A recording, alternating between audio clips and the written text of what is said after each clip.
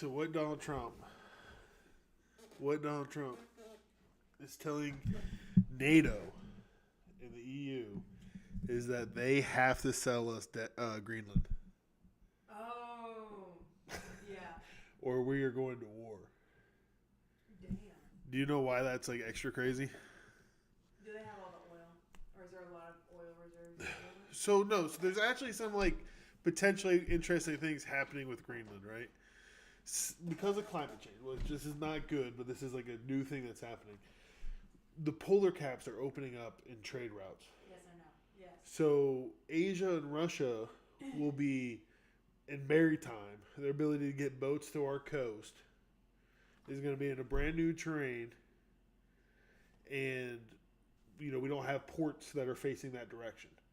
So Greenland has like coastline that would be great for that expansion, both militaristically and for trade. This is like a fact. I can't believe I didn't put two and two together. Right? So he's saying that you have to sell us Greenland. But like why it's like extra stupid crazy? Because like, that sounds like a very valid reason, right? At like first level. But the fact is Greenland is such an ally of ours. We already have a military. We had to take 10,000 troops out of Greenland to say that like we don't have a base there. Like we have a military base in like they're part of NATO. Do you know what do you know about NATO? That's why I love talking to you.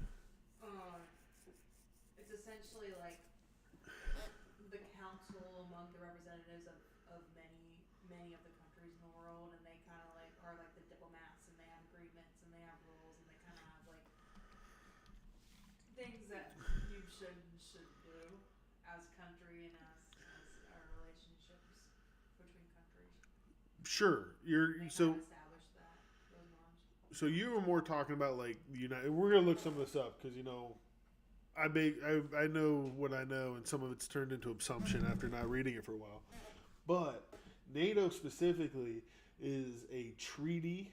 It's a military treaty that everyone that has signed it.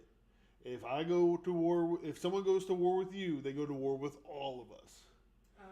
It's been the major deterrent for Russia expansion post World War II, because Russia hasn't been able to go to war with like a France, a Germany, specifically Germany, Poland, these types of nations, because NATO's become a threat.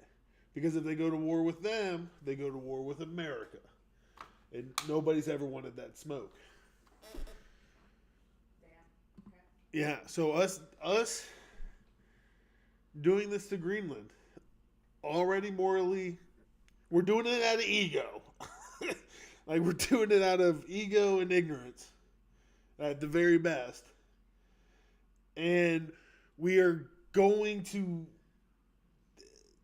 Article like 5 of NATO states if any one person in NATO goes to war with somebody else in NATO, they go to war with everybody in NATO.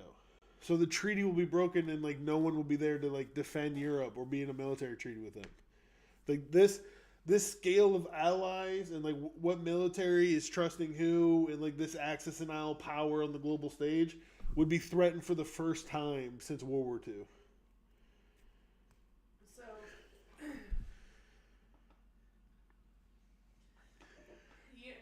in my mind, it's like since America's doing this, then like obviously all the NATO countries are just going to band together and try and beat America. But is that not necessarily true? I mean, like, so like beat America in terms of what? What's your definition of beat America? You know what I'm saying? Because that question depends on two real major things. Are we willing to bomb European cities? Will we bomb London? Would we bomb Paris? Where does that line exist for us? Yeah. And like, what is their definition of win? Is winning not being conquered? And like, like what is it?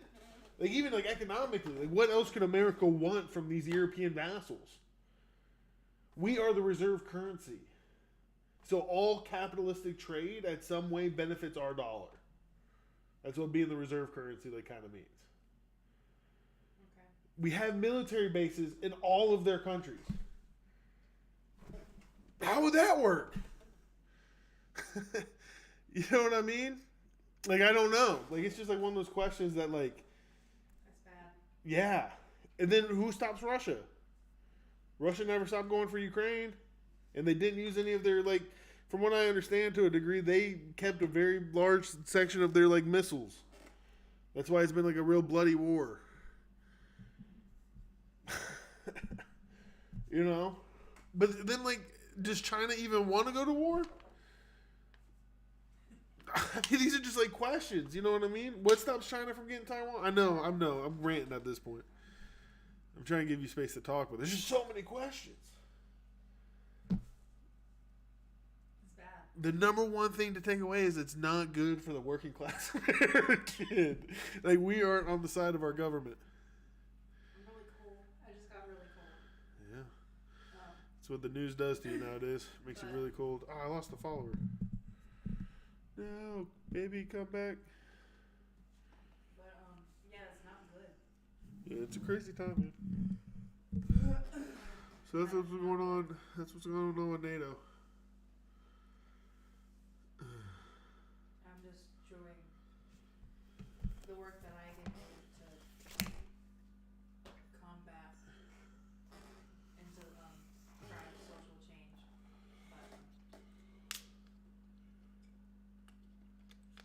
But I need a pair of shoes that live in here. Well, something scary.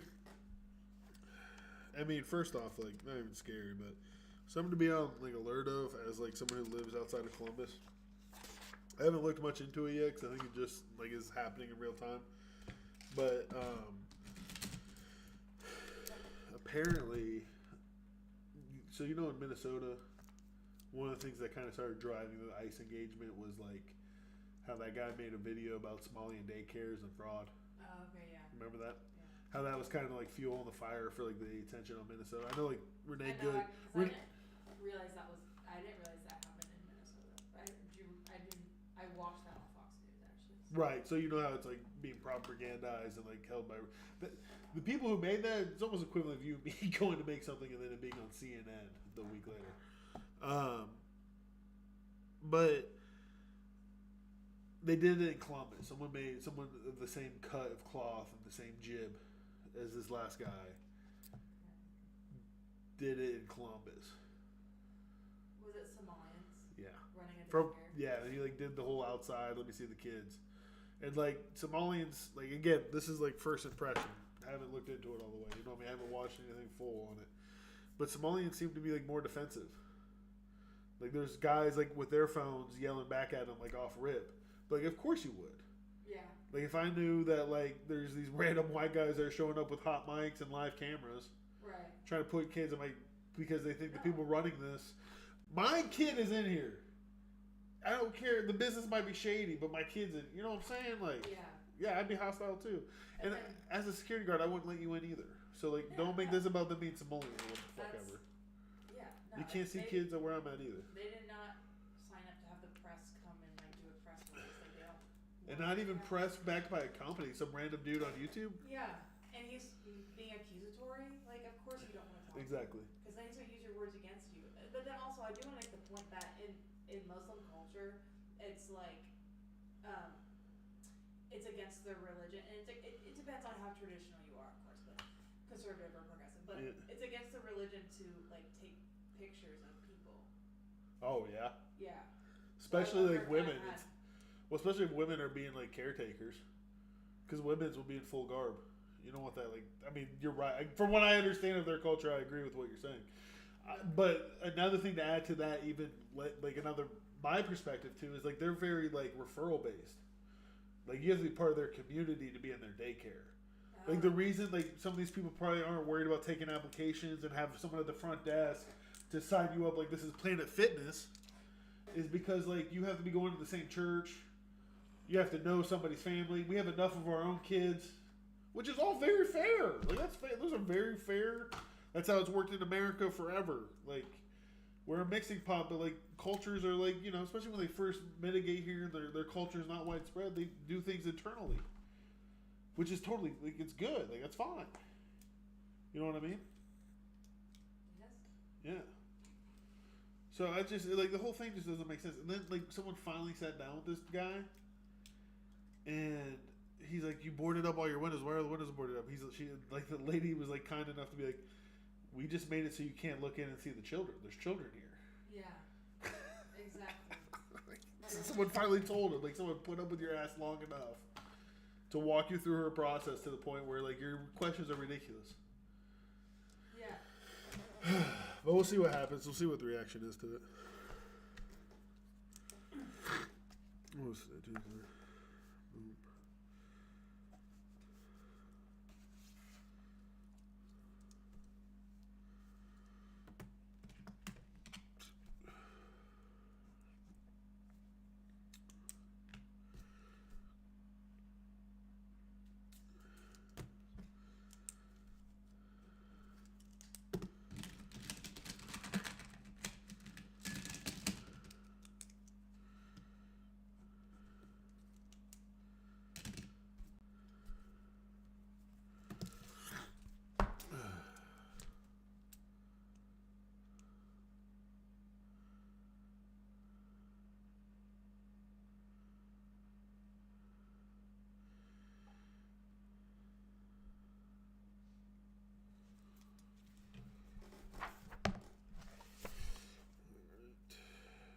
It was a great morning. It was a great day at work.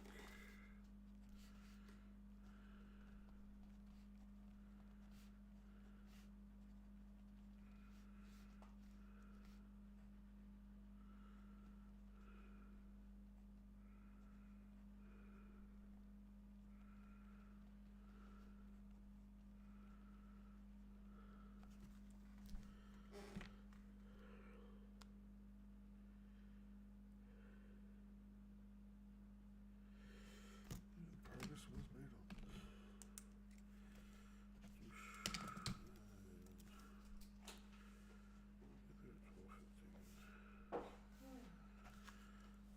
Oh, thank you, Zara. Hi, Zara.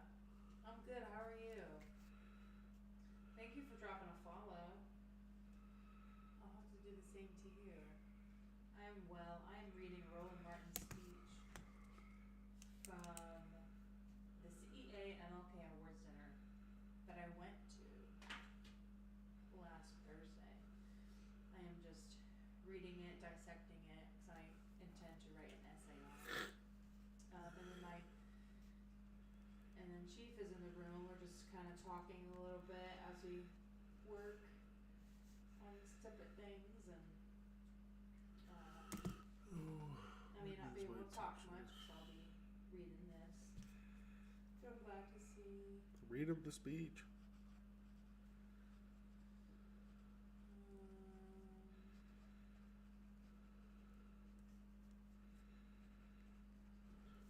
It's going well, thank you. Yes. I'm actually going to be going to bed before too long, but it's going well. I just decided to sit down and do some stuff that what was I saying? Doing stuff that's right by me.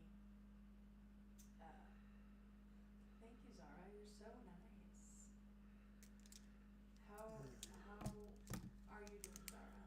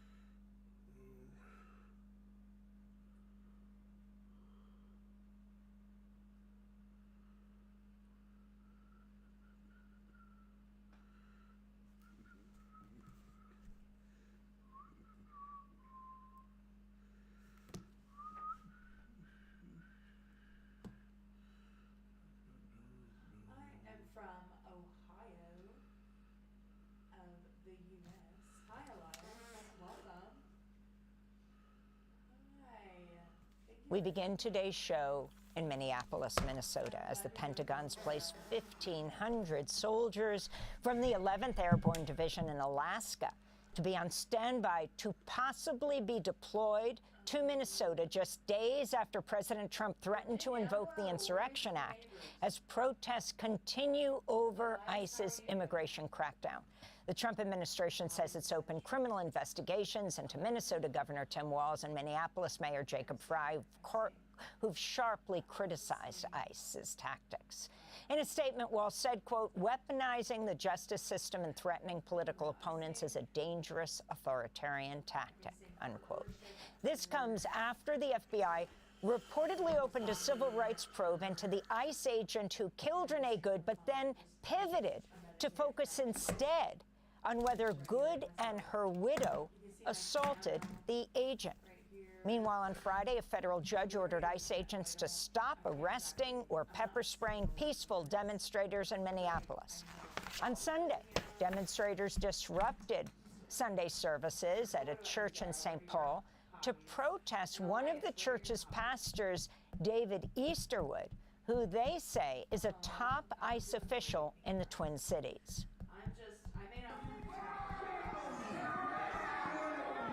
David Easterwood is a pastor here. He is also the director of the field office for ICE in St. Paul. So someone who claims to worship God, teaching people in this church about God, is out there overseeing ICE agents. The Department of Justice says it's opened an investigation into the protesters. In another development, the Trump administration is being accused of denying legal counsel to many arrested during the immigration sweeps. Multiple attorneys say they've been blocked from seeing clients held at the Whipple Federal Building in Minneapolis. Meanwhile, ICE agents continue to carry out raids in St. Paul. Armed, masked agents battered down the door of a home and, without a warrant, arrested a man led out of home in his underwear in sub-freezing weather. It turned out the man was a naturalized U.S. citizen born in Laos. For more, we go to Minneapolis for a report from Democracy Now!'s John Hamilton on the ground there this weekend, speaking with people about how communities are organizing against the ICE raids. James Schwesnadol is a volunteer with the Community Rapid Response Group on the lookout for federal agents in his Minneapolis neighborhood. Just driving around my neighborhood, kind of picking an area to just keep an eye on, looking out for any ICE or Customs and Border Patrol. Hundreds of legal observers like James now patrol the streets of the Twin Cities each day on the lookout for masked federal agents in unmarked vehicles. And then I'm on a signal chat with people in my neighborhood here, and then there's people all over the neighborhood who are following that signal chat, and if they see a message that ICE is, passing through their block or getting out of their cars on their block or the next block over, they're ready to run out and, videotape, do constitutional observing, blow whistles, let neighbors know that ICE is on the block and it's not safe to come outside. Activities like these are protected by the First Amendment, but that hasn't stopped federal agents from deploying violence against people who track their movements.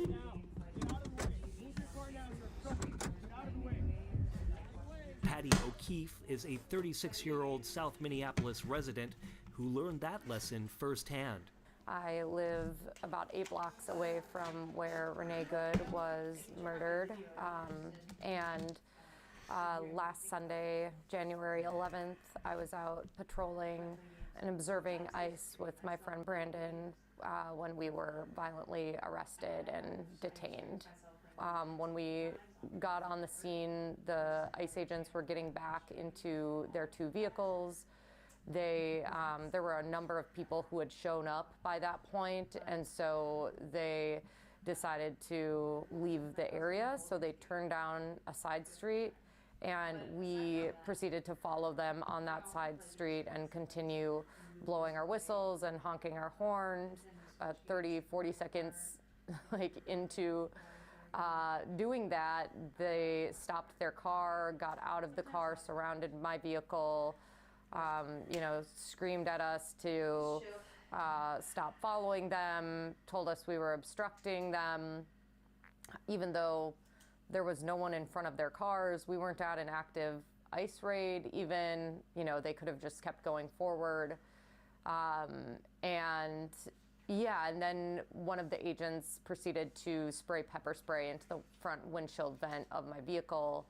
So we got pepper spray in the car, which was, hurt our eyes and our mouths and our throats. And they got back in the vehicles, kept driving, and when we didn't turn around, they stopped the car again, got out.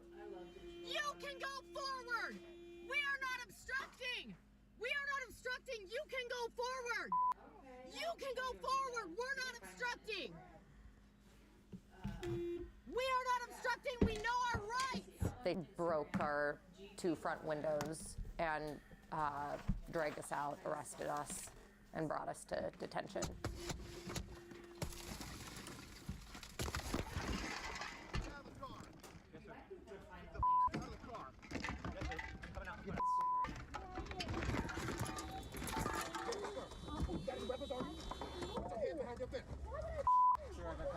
Shut up. Shut the up. Sir, you are under arrest for repeated operations. I was in the vehicle with 3 ICE agents, and as soon as they all got into the vehicle and shut the doors, they just immediately started taunting me, making fun of me. One of them took a photo of me and showed it to the other agents, and they were just laughing, insinuated that I was ugly. And then one of the agents, the one who had sprayed the pepper spray into my car, proceeded to say, "You guys gotta stop obstructing us. That's why that lesbian bitch is dead," referring to Renee Good. Do not break window. Other legal observers have experienced physical abuse. A disabled U.S. Marine Corps veteran named Sky suffered bruised arms, hands, and legs after being violently pulled from the driver's seat by federal agents. Get out of the car. Put the car in park. Get out of the car. Put the car in park. Get out of the car. Get out of the car. You know I'm a Marine Corps veteran. I don't care what you are.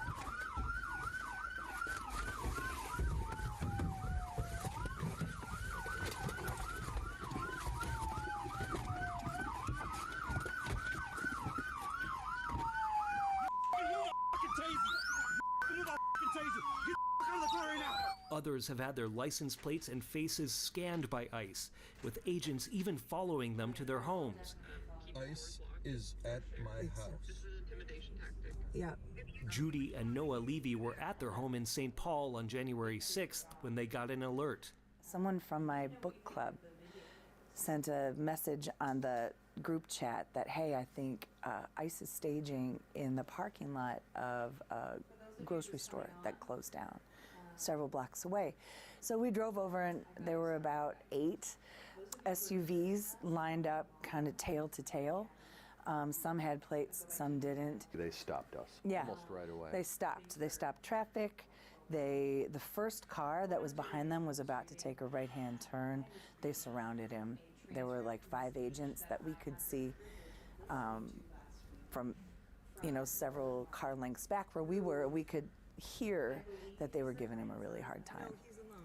And then the agents that weren't occupied, the employees that weren't occupied with him, started coming back, and car by car, they took photographs through the windshield. They're saying, get out of the car, roll down your window. And we didn't do either thing. We just said, hey, we don't want to talk to you. I do not want to talk to you. You're in our neighborhood. You're in our neighborhood. You're in our neighborhood. I have every right to be here. I'm driving. You are in our neighborhood. I'm driving. You are in our After the dude took our photographs through the windshield and checked the plate, he came to my passenger side window, just kind of knocked on it and said, hello, Judith, how are you today? What can I do for you, Judith? Do not threaten me. Do not threaten me. As I told you, I go by Judy. Nobody calls me Judith unless they've just run my plates. Of course, the next day, they killed someone who was doing just what we were doing. You know, they killed Renee Good. And they've escalated. You know, the violence has escalated, the harassment, the abuse, the beatings, you know, the kidnappings. That every day they're wreaking havoc. They're speeding through the neighborhood. They're causing accidents. They're disappearing people before the police can even get there. And what we did was legal. Yeah, what we did was legal. It was legal to follow them. It's legal to film them. And they were trying to chill that. And I will have to say that was incredibly intimidating. That intimidation is felt most in Minneapolis's diverse neighborhoods, like the Lake Street corridor, where ICE's crackdown has led many immigrant-run businesses to shut their doors. My name is Miguel Hernandez, and I'm the owner of Lido's Burritos here on Lake and Bryant in Minneapolis, which is a Mexican-American Chicano restaurant. If there's not a significant change in what's happening here in Minneapolis, like right now, we will lose a massive amount of the community, restaurants. People aren't going to work. You can't keep open hours. You can't pay bills if you're not open. But you're risking the safety of staff. You're risking the safety of your family if you continue to work. And those conditions can be stressful. It's really tough to maybe making tacos and burritos and wondering if someone's going to barge in and just start asking for people's, you know, statuses. It's not a sane way to live. And over, I'm really proud of the community for standing up and fighting back any way they can. And all they're looking for, when I say fight back, is accountability. Accountability, due process, and respect of human rights. My name is Yudu. I use she, her pronouns. I'm a community organizer and immigrant rights activist with the Minnesota Immigrant Rights Action Committee. Folks at all hours of the day, no matter who you are, just being on the lookout in the community. We see, you know, especially in streets that are cultural corridors that have a lot of immigrant-owned businesses, but just people of color who own their businesses. We see people standing on street corners, looking after each other. If there's any suspicious activity or vehicles, reporting it to each other and seeing if there's any license plates that we can bring back that we know are confirmed ICE vehicles. And, you know, if there are ICE agents who show up, to immediately alert other rapid response networks, to blow their whistles, to alert the community that ICE is in the area, and ultimately just chase them out and make it known to the community that ICE is here, not only to protect the community, but also to let ICE know that they're not welcome here.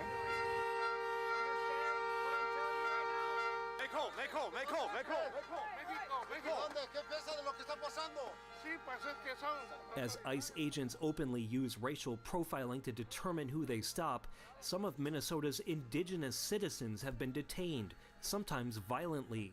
Chase Iron Eyes is a member of the Oglala Sioux Tribe, an attorney and executive director of the Sacred Defense Fund. I've said nobody is more American than the American Indian. Yet here ICE is executing immigration enforcement violence against the original Americans, the true Americans. And when they're capturing us and violating our rights and illegally profiling us, where are they going to deport us? Where could they possibly deport us? So it is a legal impossibility for ICE to be doing what they're doing to Native American people right now. Get out, just get out. Just get out, Beto. Just get out, Beto. Please, they're mean. There's a Native woman with her nephew, another Native American, driving in Minneapolis, St. Paul area, and they're pulled over and profiled. And probably because they look like us, we look like them. The people that ICE is trying to target, one demographic, are those people who are indigenous to the entire Western Hemisphere. We're citizens. Okay, then show your ID. Get your ID. We're native. What are you doing? They pull this family over, and the auntie, the aunt, is doing her best to maintain decorum under those extremely stressful circumstances. Just get the ID. Get the ID. She's complying with everything that the ICE officers are stating, and they're asking for her nephew's driver's license. He's driving, he's 20 years old. I have a son about the same age. He never takes his driver's license or his wallet anywhere. So he's having a hard time finding his license. At the same time, ICE is using a facial recognition technology, and they're scanning his face, and they begin to beat him, physically attack him and assault him. And this woman, I don't remember her name, but she's looking in to the camera, and she is calling out for help. Let him scan your face. Why'd you hit him? No! Stop! What are you doing? No! Why? My nephew! Okay. Okay. Stop! Okay, Beto! No! Beto! No!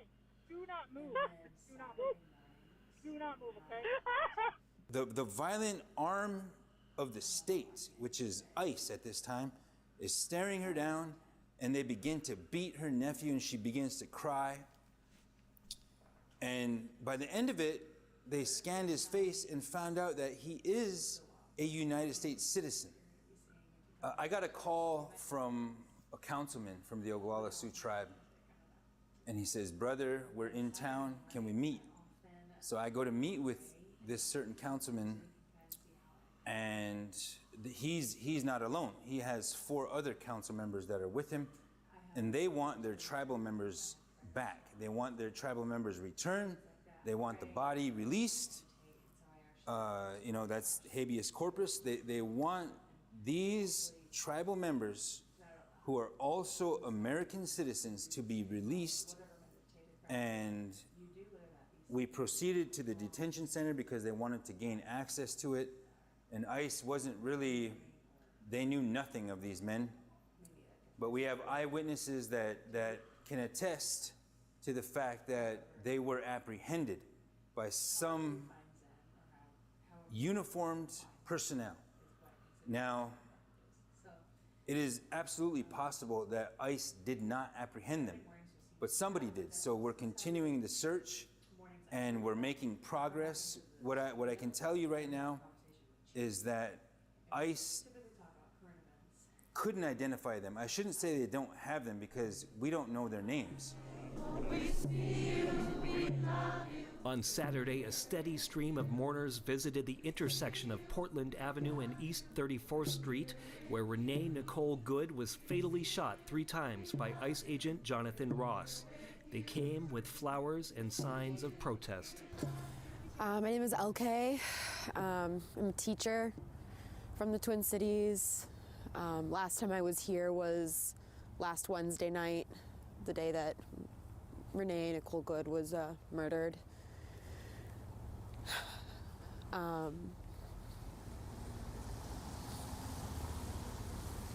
This is unprecedented. I mean, I have kids emailing me about what's going on and the presence in their neighborhoods and at their front doors, and the very things that keep community going are trying to be torn down, like schools, because kids aren't able to go. They can't go and they can't learn and they can't create. And everybody's in jeopardy. It's not, one type of person. It's literally everybody. For Democracy Now!, I'm John Hamilton in Minneapolis, Minnesota. Special thanks to John Hamilton. Thanks for watching Democracy Now! On YouTube. Subscribe to the channel and turn on notifications to make sure you never miss a video. And for more of our audience-supported journalism, go to democracynow.org, where you can download our news app, sign up for our newsletter, subscribe to the daily podcast, and so much more. It's crazy to think, because we just watched something that showed people have a recording of what were perceived to be ICE agents take people off the street, unmarked car, all the nine, And then they go to the ICE facility and they say, we have no record of these people you're telling me, you're talking about. So either one of two things are possible. Either A, they're so ignorant and incompetent, they don't know what the hell they're doing, which is like own can of worms. And they aren't like keeping records of who are in these like detention centers. Or two, even more crazy, some random vigilante style ICE agents who are like that coded military guy in a small town is taking advantage of like the unmarked situation, and on their Reddit boards and Signal group chats, they're just out here cosplaying ICE agents, snacking people up off the streets. The fact that they can't say where the people are means that either one could be true. That's a crazy fact. That's a crazy fact. That's a crazy thing to witness. They're killing people. People are dying. Man, this is crazy. It's a serious concentration camp. We're living in a time and era where America has real concentration camps. That's fucking crazy.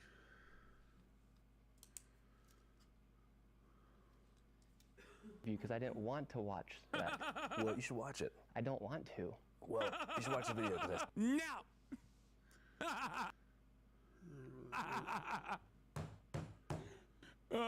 No! I don't want to. You made me feel bad because I imagined you didn't say anything. And I'm still mad about how I felt. All right, let's see this Nick Shirtley. So normally and historically, my policy for whenever somebody is saying some factually inaccurate stuff about me online is to turn the other cheek, keep my head down, and get back to grinding. But in this case, with Mr. Nick Shirley, who is now falsely accusing me of conducting an unfairly edited interview, I think I'm going to pick option 2 and let people know what went down.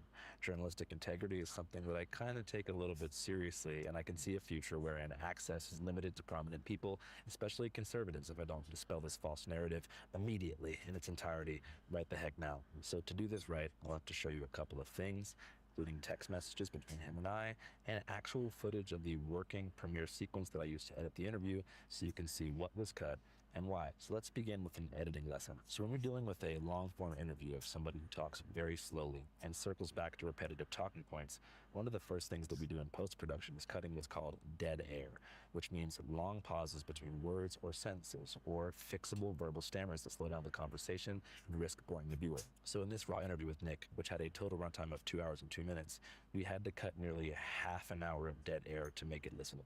Many people like to choose their words carefully, so I get it, but there was a couple points in the interview that even in person we had to have Nick repeat himself because the crew felt that no amount of corrective editing would possibly be able to make him sound normal. It's been an interesting... So the reason I switched to this and the reason I'm watching this now is because someone made a similar video to this as in Columbus as this dickhead did in Minnesota. And I'm interested to watch if what happened in Minnesota is now going to happen in Columbus. A few days, past 72 hours. And it's fun to see like the behind the scenes on how all this shit actually happens and transpires. So I'll always take it when I can see that. I gotta go to bed soon. My video on the expose of the fraud in Minnesota is the most viewed video ever, longer than 10 minutes, other than Mr. Beast. Can you say the fraud in Minnesota again? Because you kind of stuttered. Yeah. Wait, are there going to be cuts in this, or just going to be one take? Which will make it perfect. So if we ask for to say it again, it's just to make sure you say it perfectly. Oh, okay, yeah. So, so my video on the fraud in Minnesota is the most viewed video ever by a creator, longer than 10 minutes, expose style, than anybody other than the name of Mr. Beast. So bear with me here. I'm going to show you the raw footage, and we'll see how, with the magic of editing, we were able to make Nick sound actually smarter and faster than he was in person. Check this out. How does that make you feel, like, gratification-wise as an independent journalist? Well, I think it's the first video you've seen in a long time where a journalist actually went and created a video that created a change instantaneously. For instance, you had the HHS. Because you're doing Health the and bidding Human of the Services. fucking state. They froze all funding to child care. The fuck, bro? because JD Vance in the State Department boosted your shit. They propped you to do this. The Democrats did the investigation that broke this story that you heard tremblings of online and then stuck a camera in fucking innocent people's faces, bro.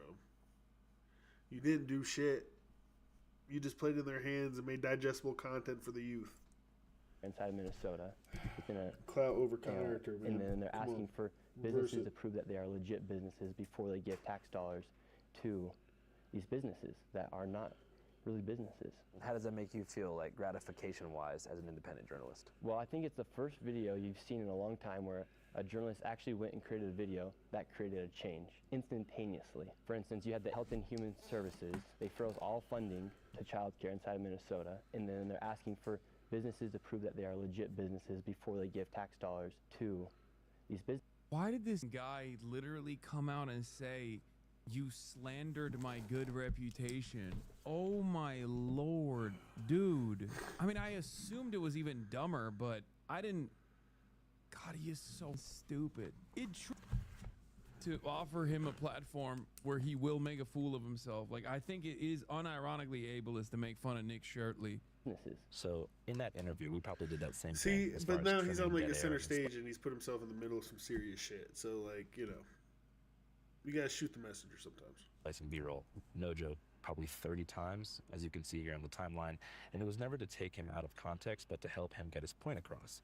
We do this for every good faith interview or 5-cast we've conducted so far, from Hunter Biden, which had a raw runtime of 5 hours before being cut to 324, to Hunter Kozak, to Alex Jones, to Hamilton Morris, to Jan DeSanti, to pretty much everybody we've ever talked to. Exactly, 100% not. Is that and there's this conflation that people have. I think they're opening up an investigation to cocaine that was found in a cubby outside the the West Wing of the White House. We aren't live streamers or live podcasters, and we like to package our interviews for efficiency and entertainment value, so that's just something that we do. So the other cuts in the Nick Shirley interview that weren't dead air related were conversational beats that I personally found either boring. That one tweet was right. He's the only Mormon born with Faz. Brother, I think there's more than one Mormon born with Faz. Like, I'm gonna be honest, but yeah, Fast Baby is correct. You're not wrong about that assessment. I think Repetitive or so off topic to the point that they derailed the conversation away from its intended focus, which was fraud in Minnesota and Shirley's personal background. We cut probably 20. I said, yikes. Fast fetal alcohol syndrome. 5 minutes of unproductive, redundant banter about Portland, Mormonism, gay marriage, his new crypto coin. I heard you also made a coin of some kind? I did not. Well, I didn't make a coin. I just joined a platform where you can monetize your content.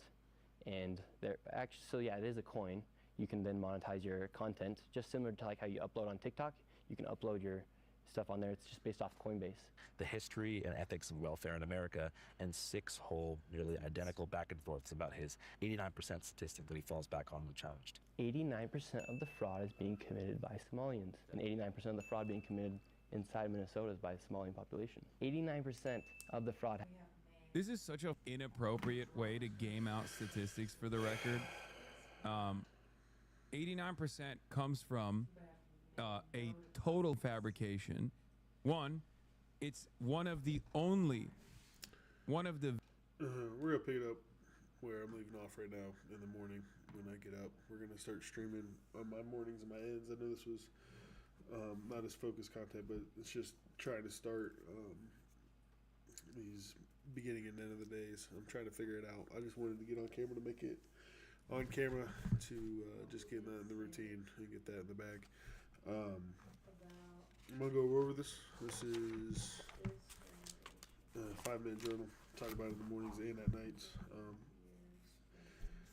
The quote of the day: your life does not get better by chance, it gets better by change. I am grateful for the desire to be better, a morning routine, an early bird father. What would make today a great day was safe travels, which I had, getting classwork done, which I did, and being active, which I accomplished. My daily affirmation is I'm a great father. I will achieve the mission, and I will redefine what it means to be a CEO. Highlights of the day: the way I started my day, the amount of work I was actually able to accomplish, and then coming home to Jess was just such a treat. She's just the best wife ever. And then what did I learn today? That what needs done will always be possible. That's just a fact. If it needs to be done, then it is possible. You're just not looking at it properly. This problem can be solved. And with that, I am going to call it a night, a day. I need to get some sleep. I will be hopefully back at it early. Hopefully I can get back up and get on stream around 7 o'clock in the morning. Just make that part of the routine. Thanks to everybody that tuned in, and I just want to say a little goodnight prayer for all those that are in need of a prayer. Your life does not get better by chance. It gets better by change. My quote. Dear God, thank you for today. Thank you for just renewing our minds and our spirits. Thank you for the energy you provided us. I pray that we were able to use it to bring the world a little bit better, or a little bit more into peace. I pray that those that are willing to stand up to injustice are able to succeed in their battles. I pray that that the people come together in a new way, in a new bond that is forged by more the love that you can provide. I pray that the universe is able to succeed in its mission of spreading life and being prosperous. Thank you for just shining brightly upon us. I pray that I'm able to continue to diminish myself so that you can be more greatly seen. Thank you for my responsibilities. Thank you for all the opportunities. Thank you for all the trials and tribulations that I get to experience and learn from. Thank you for the man that you are turning me into, and thank you for constantly evolving me. I pray upon this journey that I'm able to stay meek and humble and stay in accordance with your will. Thank you for always just blessing the road from me as you bless the one that I leave behind. And in your holy name and by your son Jesus Christ I pray.